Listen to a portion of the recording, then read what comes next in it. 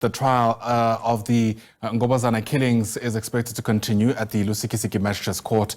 One of the accused, who's agreed to help the state, is expected to tell the court about his role in the deaths of those 18 people last year.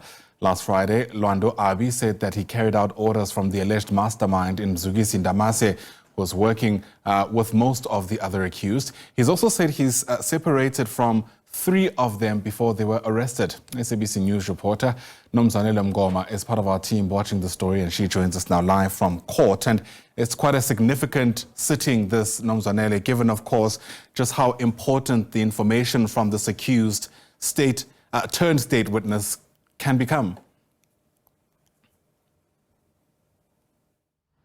Yes, Ayanda, and it has been a bit of a relief to the families as they are now getting to know the details of the motives behind those killings. But we do have the family spokesperson of those affected families who will tell us regarding that. But just to remind our viewers, as the cross-examination is taking place, Ndamase is posing questions to Abi, and we are also getting to know more about their relationship. As you will remember, Abi told the court in his testimony that he got close to Ndamase because he wanted protection from him when he is released from prison. But we also got to know, as Ndamase was asking questions from Abi, that was not the only reason, but the other reason was that Abi was deployed in the Eastern Cape from Western Cape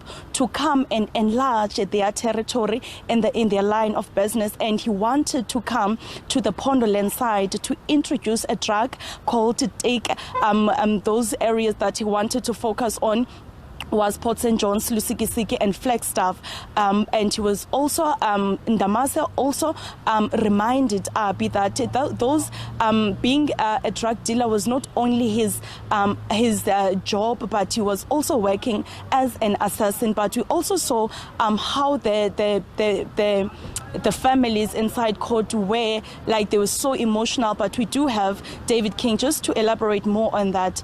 Mr. King, it is a very sad moment to the affected families, including your brother, of course, and how he reacted when he got to hear that when Abi had gunshots while they were executing that operation, he had this picture in his mind of how his child died. How is he and other families at the moment?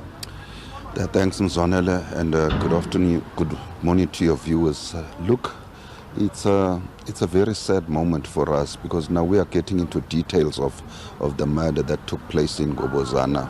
And when the witness, when Abi mentioned that he dropped off the hitman, and after a short while he heard some gunshots, that actually triggered, an emotional feeling on my brother and to all of us that were in court, and he actually started crying because he was imagining those gunshots that he was hearing, that Abi was talking about, that one of those gunshots or a few of them were going through his daughter's body.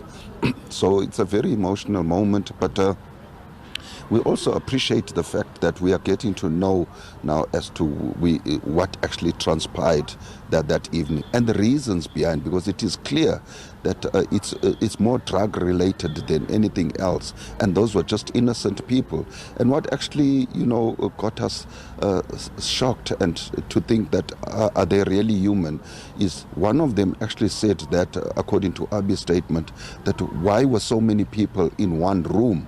And to come to think of it, that that these people that are so many in the room, not all of them are actually involved in whatever you are coming to do, but you still continue and you kill those people.